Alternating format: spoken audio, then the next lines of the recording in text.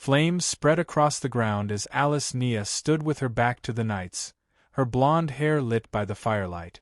She didn't turn around. The knights faced her from a distance. One of them pleaded for her to come back, calling out to her as their sword saintess, as if the title might still reach her. Another knight shouted after her, saying she didn't have to keep going like this, that she was heading down the wrong road. But their voices faded as Alice Nia silenced them herself. Then the bishop's voice entered, sharp and furious. His aged face filled the view as he demanded to know why Alice Nia had slaughtered the very people she had sworn to defend. The accusation hung heavy as the fire continued to burn around her. Alice stood to the side, flames curling behind her.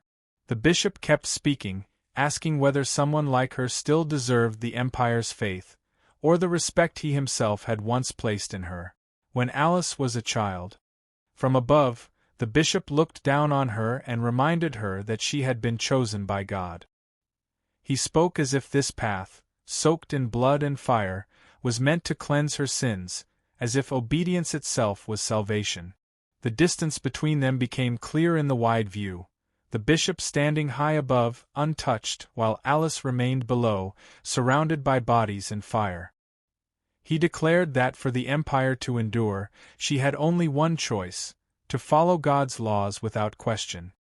His face hardened as he continued, saying her pain, her fear, and her weakness were flaws that needed to be erased. Only then, he claimed, could she become the perfect sword saintess. Scene shifted to the present. Alice finally lifted her head. Her expression was calm, but her eyes searched his face as she questioned what he had said about raising her, about trusting her. She said there was something she wanted to ask him, as she asked if he felt any regret. Turning slightly, she spoke again, saying he was the one who had pushed her onto a path filled with nothing but killing and obedience, stripping everything else away. The bishop watched her in silence. Then his body began to shine, golden light pouring out as massive wings formed behind him. He declared that she had fallen too far, that she could no longer be saved, and that he would erase this mistake with his own hands. He rose into the air, a vast golden magic circle forming above him, marked with the name of his spell. Power gathered as the light intensified. From the sky, a towering beam of gold descended. From the shattered ground, a vortex of swords twisted upward, metal spinning in a violent spiral as the earth continued to break apart beneath it. Alice rose into the air as the storm answered her call. Purple energy wrapped around her, spectral blades circling her body as she released the attack known as Steel Tempest. The bishop thrust his hand forward and formed a shield of golden light. He named it his Holy Light Barrier, pouring power into it just as the first wave of purple blades slammed against it. His foot hit the ground with force, cracks spreading out from the impact as he anchored himself in place. He looked up, eyes wide, strain clear on his face as the pressure kept building. Behind Alice, something far darker took shape. A massive shadow emerged, its form unmistakable as a dragon, purple eyes burning as she invoked demonic dragon death soul. The air around her grew heavier as its presence filled the battlefield. The bishop clenched his teeth, holding his ground as the power pressed down on him.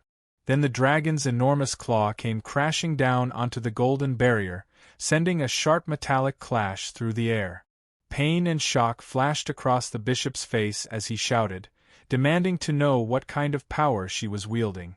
In his mind, the sensation felt like being ripped apart by a living nightmare, as though an evil dragon itself was tearing into him. He continued to fight against the overwhelming force above, eyes locked upward as the clash of light, shadow, and steel raged on. The king rode forward on horseback, wrapped in animal pelt armor as a golden aura flared around him, shaped like a roaring lion. Power surged outward as he activated Lion's roar of invincibility, his presence dominating the battlefield. A sharp order rang out, telling the troops to attack at once. Soldiers rushed ahead with weapons raised, charging straight into the fight. Steel collided as swords met, clashes spreading across the field. In other areas, different groups were already locked in combat, the battle unfolding on all sides. Amid the chaos, the king seized a brown-haired man. He shouted that he had finally caught Lin Tian, his voice filled with satisfaction. From behind, Klein stepped forward without hesitation and struck in a single clean motion, instantly severing the goblin's head. Lin Tian's body dropped forward as his head fell away, the scene washed in red tones as his form disappeared from view. Klein stood over the body and laughed, celebrating what he believed was Lin Tian's death. Across the battlefield, soldiers erupted into cheers, shouting that they had won. Someone called out that the enemy leader was dead and demanded the remaining forces surrender. Yet Lin Tian's face, shown elsewhere, carried only confusion. In his thoughts, he wondered why they hated him so much. Suddenly, a figure identical to the king looked up and shouted in shock, recognizing someone who should not have been there. A hooded figure stepped forward, red eyes glowing beneath the shadow of the cloak. The true goblin revealed himself, calmly saying that Alice Nia had come with him by choice, and that he was the one now in an awkward position. He casually asked how his substitute's acting had been, sounding confident that it had fooled everyone. Nearby, King, now shown in golden armor, looked toward the goblin with a measured expression. He admitted that he finally understood what had happened and that he had underestimated him. They had all been completely deceived. Klein then stepped forward and requested a duel.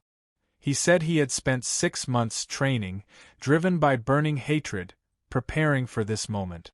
The goblin turned slightly, a faint smile visible beneath his hood, and accepted, saying he would give Klein the chance he wanted.